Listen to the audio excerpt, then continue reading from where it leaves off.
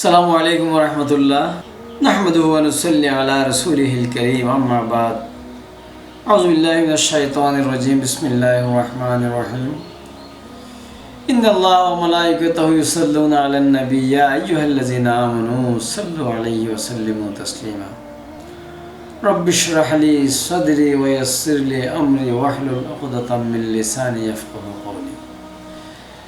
হে আল্লাহ, ইয়া রহমান রহিম, ইয়া রব, আমার জবান দিয়ে, আমার অন্তর থেকে, আমার ব্রেন থেকে এমন কথা নির্গত করো যেটা আমার জন্য উপকারী হয় এবং শ্রোতামণ্ডলীর জন্য উপকারী হয়, যেখানে অশুদ্ধ কথা যাতে বাইর না হয়, ভুল কথা যাতে বাইর না হয়, তুমি সাহায্য করো।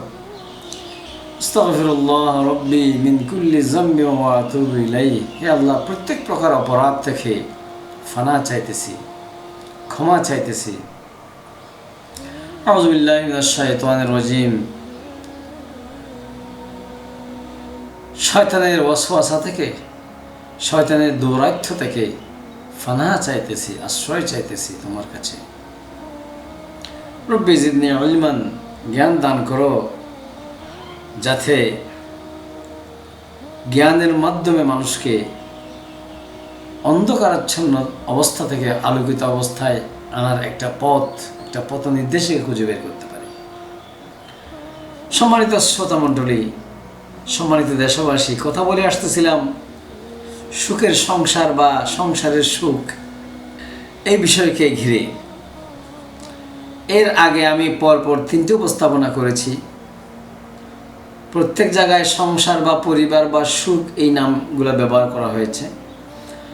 আপনাদের প্রতি বিনীত অনুরোধ, যদিও আপনারা উপস্থাপনার এই যে হেডলাইনগুলো কাছাকাছি দেখলেও মনে করবেন যে এটা প্রত্যেকটা উপস্থাপনার একটা ভিন্নতা আছে। আমাদের দেশে বা বিভিন্ন মনীষীরা বিভিন্নভাবে নাম আখ্যায়িত করেছে সংসার সুখী হওয়ারকে কেন্দ্র করে। আমার এইবারের নামকরণের নাম হচ্ছে যে সংসার সুখের হয় আখিরাত স্মরণে। আখিরাত মানে অনন্তকাল, মৃত্যুর পরে যে আমাদেরকে আবার পুনরুত্থিত হতে হবে, সেখানে বিচার ফয়সালা হবে, সেখানে সবাইকে জমা করা হবে, সেখানে পুরস্কার দেওয়া হবে, সেখানে শাস্তি দেওয়া হবে। ওই দিবসটাকে স্মরণ যে যত বেশি করবে তার সংসার তত বেশি সুখের হবে। এটা আমার এবারের উপস্থাপনার মৌলিকত্ব। দেখুন, পারিবারিক অশান্তি, ব্যক্তিগত অসুবিধা, নোংরা প্রতিযোগিতা, সম্পর্কের নগ্নতা ও বিভাজন, অসন্তুষ্টির চারারোপণ, বৃহৎ মহৎ এবং আবিষ্কারমুখী কাজ থেকে বিরত থাকা, এই বিষয়গুলা আমাদেরকে পিছিয়ে পড়া জাতি, পিছিয়ে পড়া জনগোষ্ঠীতে রূপান্তরিত করেছে। সেই দিকটা বিবেচনা করে দেখেন, আমার এর আগে অনেকগুলো উপস্থাপনা আছে যেখানে ছিল শিক্ষা ব্যবস্থা নিয়ে কথা, যেখানে ছিল জুমার খুতবা এবং সামাজিক ব্যবস্থাপনা নিয়ে কথা, যেখানে আত্মশুদ্ধি কথা, যেখানে নবী প্রেম নিয়ে কথা ছিল। আরও বিভিন্নভাবে আমি উপস্থাপন করে আসতেছি। যারা আমার এই মোটিভেটর নঈমুল হকের চ্যানেলটা সাবস্ক্রাইব করেন বা লাইক দিয়েন বা কোনো না কোনোভাবে একটু সময় বের করে দেখেন, তাদের প্রতি কৃতজ্ঞতা আদায় করতেছে। এবং আপনাদের প্রতি পরামর্শ, রিকোয়েস্ট হচ্ছে যে আপনারা বেশি বেশি শেয়ার করবেন। কেননা প্রায় সময় বলে থাকি, খায়রুকুম মান তাআল্লামাল কুরআন ওয়া আল্লামাহু, ক্বালা রাসূলুল্লাহ সাল্লাল্লাহু আলাইহি ওয়াসাল্লাম। আল্লাহ রাসূলের বাণী হচ্ছে যে সৎকর্ম করে এবং সৎকর্মে সহযোগিতা করে, দুজনেই সমানভাবে সফল কাম বা উপকারী। আবার আমাদের প্রচলিত ভাষায় যদি বলি, মানে বিপরীতমুখী যদি কথা বলি, অন্যায় যে করে আর অন্যায় যে সহে তব ঘৃণা তারা যেন তৃণ সমুদয়। অন্যায় করা এবং অন্যায়কে সাপোর্ট করা যেমন একই অপরাধ, ঠিক একইভাবে ন্যায় করা এবং ন্যায়কে সাপোর্ট করা একই ধরনের কল্যাণমূলক কাজ। যাই হোক, সো এই মুসলিম অধ্যুষিত দেশে মসজিদ, মক্তব, জুব্বা পরখা, যেগুলো আমাদের পরিচিত শব্দ, আবার বলতেছি, মুসলিম অধ্যুষিত এই জনবহুল দেশে মসজিদ, মক্তব, জুব্বা, বোরখা কিংবা খুতবা, জুমার খুতবা, ঈদের খুতবা, বিয়ের খুতবা কিংবা রমজানের ইফতার, রমজানের সেহেরি, ঈদের নতুন জামা, কোরবানির পশু, সুন্দর পশু, হজের জন্য টাকা জোগাড়, আরও নানা আয়োজন, এর অন্ত নেই। রাইট? আমি কি রিপিট করব? মুসলিম অধ্যুষিত জনবহুল এই দেশে, আমাদের দেশে মসজিদ, মক্তব, জুব্বা, বোরখা কিংবা খুতবা, জুমার খুতবা, ঈদের খুতবা, বিবাহের খুতবা, রমজানের ইফতারি, সেহরি, ঈদের জন্য নতুন জামা, কোরবানের জন্য সুন্দর পশুর জোগাড়, হজের জন্য টাকা এবং ভিসা, আরও বহু আয়োজন, আরও নানা আয়োজনের কোনো অন্ত নেই। এবং এগুলো আমাদের কাছে ধর্ম বা ধার্মিকতা, মহৎ কাজের তালিকার মধ্যে অন্যতম। অথচ কোরআনের জ্ঞান অর্জন কতটুকু হইল, যেটা বিশ্বাসের ইমানের এবং সমস্ত বিশ্ববাসীর অন্যতম স্বস্তির জায়গা, কতটা বা ব্যক্তি পরিবারকে মুক্ত করতে পারলাম, বিভিন্নভাবে সমস্যায় জর্জরিত বা অশান্তিতে পর্যবেসিত পরিবারকে কতখানি মুক্ত করতে পারলাম, পুনর্বাসন ব্যবস্থা বা কতটুকু করতে পারলাম অভাবগ্রস্ত বা অসুবিধাগ্রস্ত মানুষকে, কতটা অপরাধ প্রবণতা বা অপরাধ প্রবণতা অথবা অপরাধের মূল উৎপাদন করতে পারলাম, জনকল্যাণের বা কী ব্যবস্থা করতে পারলাম, এইসবের কিন্তু হদিস মিলে না। আমি রিপিটেডলি বলতেছি, মসজিদ, মক্তব, জুব্বা, বোরখা কিংবা খুতবা, রমজানের ইফতার কিংবা সেহেরি, হজের টিকিট কিংবা হজের জন্য টাকা জোগাড় কিংবা আরও অনেক নানা আয়োজন, এগুলো নিয়ে আমরা প্রচুর ব্যস্ততার অন্ত নেই এদেশে। অথচ কোরআনের জ্ঞান কতটুকু অর্জন হইল, কতটা ব্যক্তি পরিবারের সুরক্ষা বা অসুবিধা থেকে মুক্তি কিংবা পুনর্বাসন আমরা করতে পারলাম, ব্যবস্থা করতে পারলাম, কতটা অপরাধ বা অপরাধ প্রবণতার মূল উৎপাদন করতে পারলাম, জনকল্যাণের কী কী ব্যবস্থা আমরা করতে পারলাম, এইসব বিষয়ের কিন্তু হদিস মিলে না বললেই চলে। বরঞ্চ আমরা এড়িয়ে যাই, বলি যে আরে ভাই এখন এই সময় এই জমানায় এগুলো বলতে নেই, থাক, এরকম হলে ওরকম হবে, হাজারো যুক্তি দিয়ে আমরা এগুলোকে এড়িয়ে চলি। অথবা পরকাল, অনন্তকাল, এই বা আসল জীবন, অনন্ত জীবনের জন্য প্রস্তুতিমূলক কী কর্মসূচি গ্রহণ করতে পেরেছি সম্মিলিতভাবে বা ব্যক্তিগতভাবে, ফলে পরিবার, সমাজ, আত্মীয় স্বজন এইসব বিষয় না থাকার কারণে কী হয়েছে, পরিবার, সমাজ, আত্মীয় স্বজন, মানে যত প্রকার জীবন ব্যবস্থা আছে প্রত্যেক জায়গায় অস্বস্তি, অসুবিধার অন্ত নেই, অতৃপ্তির অন্ত নেই, স্বস্তির কোনো দেখা নেই। নিশ্চয়ই সম্মানিত শ্রোতামণ্ডলী, আপনারা একমত হবেন যদি আপনি বিবেক এবং অন্তঃকরণকে জীবিত করে গভীরভাবে চিন্তা করেন। অন্যথায় প্রতিনিধিত্ব, অর্থাৎ স্রষ্টা আমাদেরকে, মানুষকে পৃথিবীতে পাঠিয়েছেন তার প্রতিনিধিত্ব করার জন্য, এই দায়িত্বটুকুই বা আমরা কতটুকু পালন করতে পারলাম, বা নেতৃত্বের জন্য নিজেকে এবং নিজের বংশ পরম্পরাকে কতটুকু প্রস্তুত করতে পারলাম, মৃত্যুর পর অনন্ত জীবনের জন্য আমার আপনার প্রস্তুতি বা অর্জন কি হইল, এইসব যদি আমাদের মননশীলতায়, চিন্তা চেতনায়, সকাল সন্ধ্যা দুপুরে বহুমাত্রিক আয়োজনে যদি এগুলি না থাকে, তাহলে যেই তৃপ্তি, যেই সুখ, সেই শান্তি আমরা খুঁজতেছি এটা পাবো না। আর যদি এগুলি থাকতো,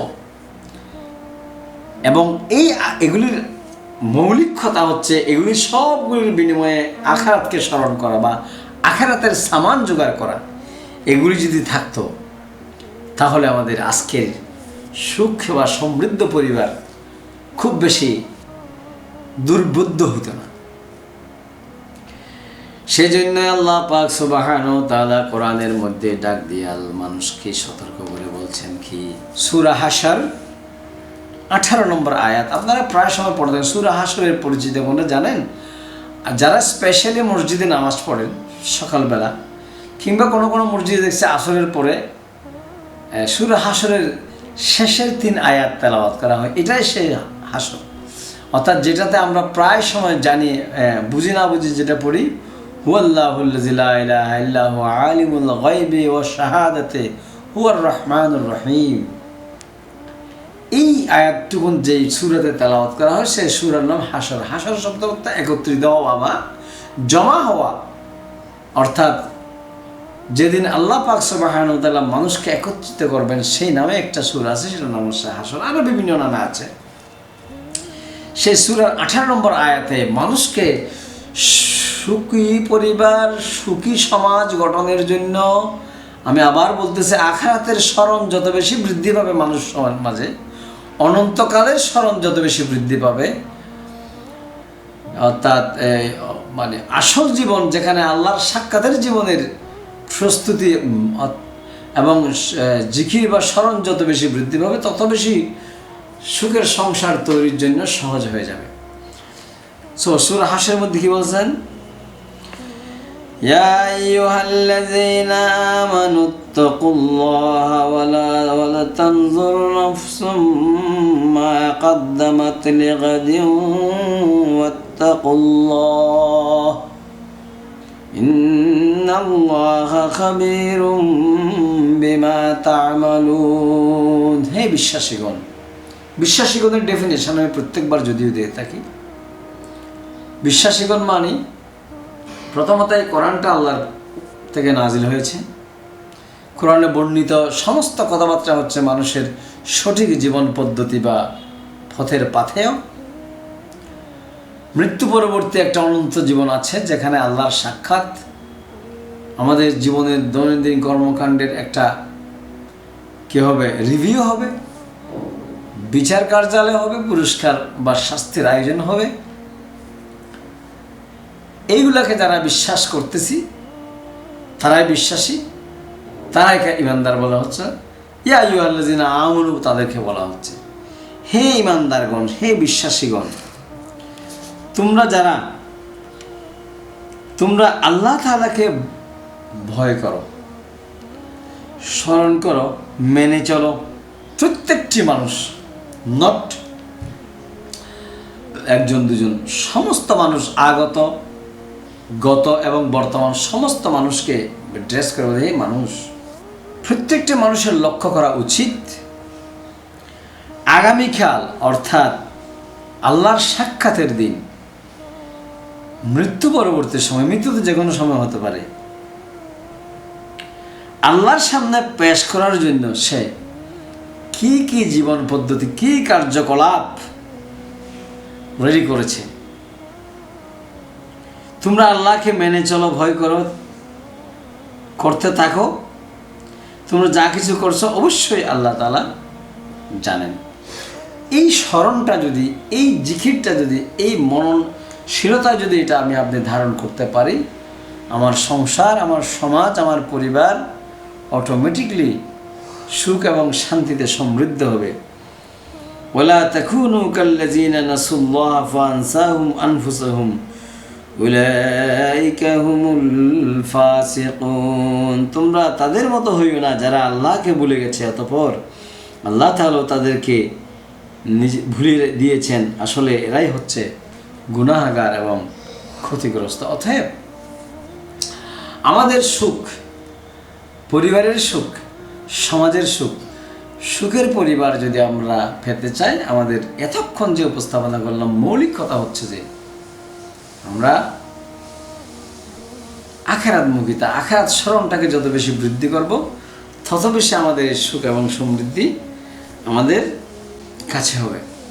কিন্তু এবং সেই সতর্কতার জন্য সূরা আল ইমরানের 14 নম্বর আয়াত আল্লাহ পাক সুবহানাহু ওয়া তাআলা বলেন কি, زين للناس حب الشهوات من النساء والبنين والقناطير المقنطرة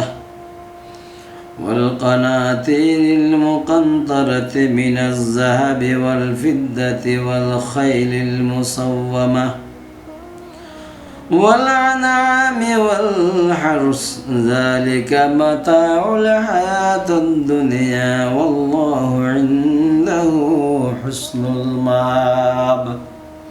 হয়তো এই আয়াত, এই সেন্টেন্স অনেকবার শুনেছেন, কিন্তু সুখী সংসারের জন্য এই জিনিসটা সূরা হাশরের তেলাওয়াতকৃত 18 নম্বর আয়াত এবং এই আয়াতটা যদি আপনি একসাথে করে কম্পেয়ার করেন এবং অনুভূতি প্রকাশ করেন, অনুভূতিতে নিয়ে আসেন, আপনার সন্তান সন্ততি বউ বেটি থেকে শুরু করে পরিবারের প্রত্যেক সদস্যের সাথে যদি রিভিউ করেন, আপনার সংসার সুখী ইনশাল্লাহ হবে।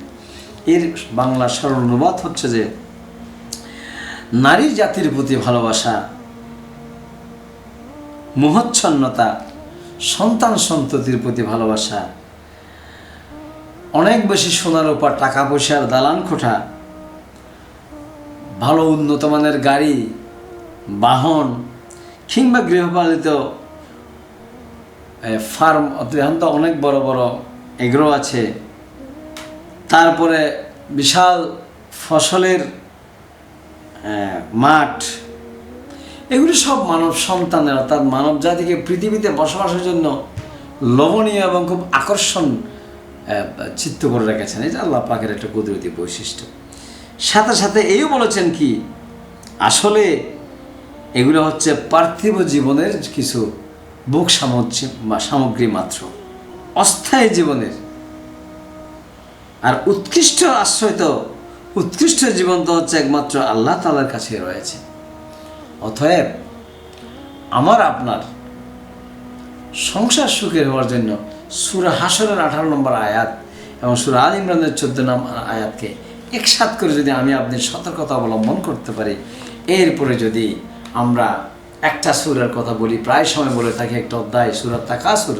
তাকাসুর অর্থ হচ্ছে আধিক্যের লালসা, আধিক্যের প্রতিযোগিতা, বেশি পাওয়ার প্রতিযোগিতা, বড়ত্বের প্রতিযোগিতা। মানুষ যদি এটা জানতো, আসল ঘটনা যদি জানতো, শেষ হাসি বলছে সুম্মা লাতুসআলুন্না ইয়াওমাইযিন আনিন নাঈম।